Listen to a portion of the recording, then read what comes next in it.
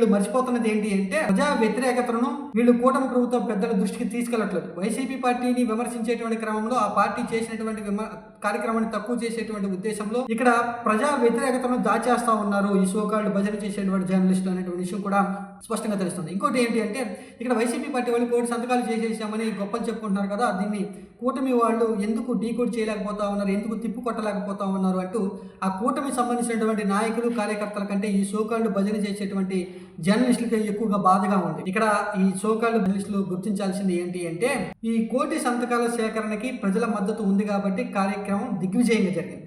లేదు ప్రజల్లో మెడికల్ కాలేజీల ప్రైవేటీకరణకు సానుకూలంగా అంశం ఉంది, మెడికల్ కాలేజీల ప్రైవేటీకరణను వ్యతిరేకించట్లేదు అని ఒక అభిప్రాయం మీకు ఉంటే కనుక ఈ కార్యక్రమానికి వ్యతిరేకంగా ఇంకొక భారీ కార్యక్రమం చేపట్టమని సలహా ఇవ్వచ్చు కదా. వీళ్ళు 1 కోటి సంతకాల సేకరణ చేస్తున్నారు, మీరు అనుకూలంగా మెడికల్ కాలేజీలకి పీపీపీ విధానానికి అనుకూలంగా 2 కోట్ల సంతకాల సేకరణ కార్యక్రమం చేయండి అని ఒక మేధావి జర్నలిస్టులుగా మీరు సలహా ఇవ్వచ్చు కదా. ఎందుకని ఈ విషయాన్ని మర్చిపోతా ఉన్నారు?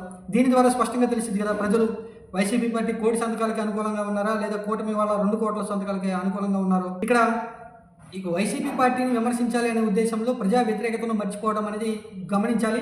ఇది రాబోయేటువంటి రోజుల్లో తీవ్ర ప్రజాగ్రహానికి వ్యతిరేకమైనటువంటి అవకాశం. ఈ 1 కోటి సంతకాల సేకరణ కార్యక్రమాన్ని తక్కువ చేసి మాట్లాడుతూ ఉన్నారు అంటే కూటమి ప్రభుత్వ పెద్దలకు ప్రజా వ్యతిరేకతను దాచేయటమే, వాళ్ళు రాబోయేటువంటి రోజుల్లో నష్టపోవడానికి వీళ్ళు కారణం అవబోతూ ఉన్నట్లుగా తెలుస్తోంది.